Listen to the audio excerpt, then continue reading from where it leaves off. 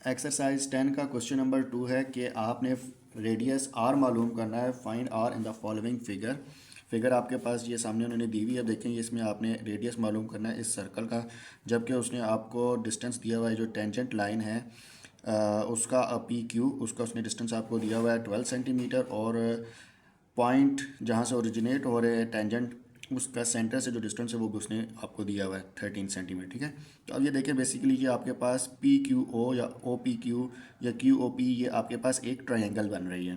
तो अब आपको पता है ट्रायंगल को सॉल्व करने के लिए जो बेहतरीन तरीका होता है उसकी कोई भी एक साइड मालूम करनी है तो आप दो गिवन हो तो उसके लिए हमने क्या करते हैं, पाइथागोरस थ्योरम अप्लाई करते हैं। तो इसको सॉल्व करने के लिए आप लिख सकते हैं कि इन ट्रायंगल ये क्योंकि टेंजेंट है ना, टेंजेंट दैट मीन्स कि ये आपके पास राइट एंगल ट्रायंगल बनाएगी। ठीक है, तो ये आप इस इधर आप इसको लिख भी सकते हैं कि इन राइट एंगल ट्रायंगल आपके पास इन triangle right angle triangle P O Q आपके पास क्या हो जाएगा, बाय पाइथागोरस थ्योरम आप यहाँ पे बेशक लिख दें, बाय पाइथागोरस थ्योरम। अच्छा, अब इसमें देखें यहाँ पे एंगल बन रहा है 90 डिग्री का। ठीक है, पॉइंट ऑफ टेंजेंट के ऊपर। ठीक है, तो इसका मतलब होगा ये परपेंडिकुलर होगा पी क्यू, और क्यू ओ जो ये आपके पास बेस बनेगी। ठीक है, तो अब आपके पास होता क्या है कि हाइपोटेन्यूस का स्क्वायर इक्वल होता है बेस का स्क्वायर प्लस परपेंडिकुलर का स्क्वायर। तो अब आप ये लिख सकते हैं कि आपके पास यहाँ पर क्या हो जाएगा जी, हाइपोटेन्यूस आपके पास क्या है 13 का स्क्वायर इक्वल हो जाएगा आपके पास आर का स्क्वायर प्लस परपेंडिकुलर आपके पास क्या बनता है जी 12 का स्क्वायर। ठीक है, तो आर स्क्वायर इक्वल हो जाएगा, आर स्क्वायर इधर रहने दें, दूसरी तरफ जाएगा तो ये हो जाएगा 13 स्क्वायर माइनस 12 का स्क्वायर। ठीक है, तो मैं इसको रीअरेंज करके अब यहाँ पर लिख रहा हूँ। तो ये आपके पास बनता है 13 का स्क्वायर आ गया 169, और 12 का स्क्वायर आपके पास क्या ये तो जाके माइनस होगा तो दरमियान में माइनस आएगा। ठीक है, 144, तो ये आई थिंक बन जाएगा, माइनस करेंगे तो 25 बन जाएगी। ठीक है, आर स्क्वायर इक्वल हो जाएगा 25। तो उसके बाद आप क्या करेंगे, अंडर रूट लेंगे, स्क्वायर रूट लेंगे तो आपके पास आर किसके इक्वल आ जाएगा 5 के इक्वल आ जाएगा। ठीक है, तो ये आपका क्वेश्चन इस तरह से सॉल्व हो जाएगा। आर इधर आपके पास क्या आ गया 5।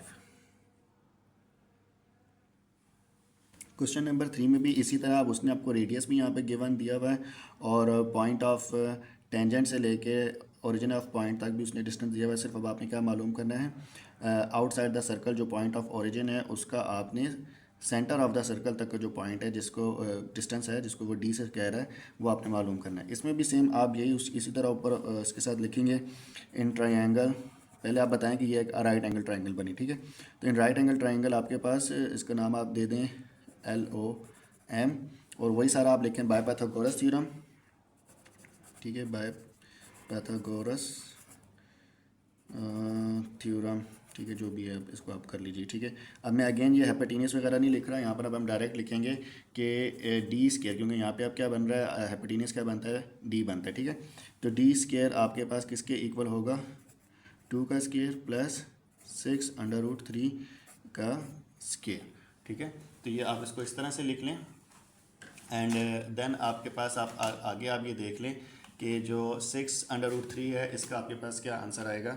2 का स्क्वायर तो आपको मालूम है कि 4 आएगा। ठीक है, तो यहाँ पर आपके पास आ जाएगा 4 प्लस 6 का स्क्वायर होता है आपके पास 36, और ये स्क्वायर रूट कटेगा तो ये आपके पास आ जाएगा 3, यानी कि 36 इंटू 3 ये आप कर लेंगे। ठीक है, तो ये 6 3 18 होता है, तो यहाँ पे 8 आ जाएगा, 1 कैरी हो जाएगा, एंड 3 3 9 एंड 1 10, तो ये आपके पास बनेगा 108 इधर आ जाएगा, और ये 4, तो ये आपके पास बन जाता है जी, ये आपके पास बन जाएगा 112 आ जाएगा डी। ठीक है, ये एज इट इसको हम नीचे कर लेते हैं। ठीक है, तो डी आपके पास क्या आ रहा है 1112 डी स्क्वायर, सॉरी।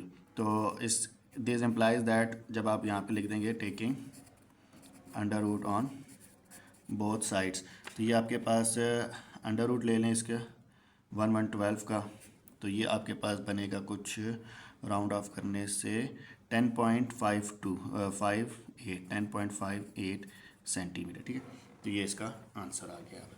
मैंने बुक के ऊपर ही जगह स्पेस दी हुई थी तो मैंने कहा ये इधर ही समझा दूँ।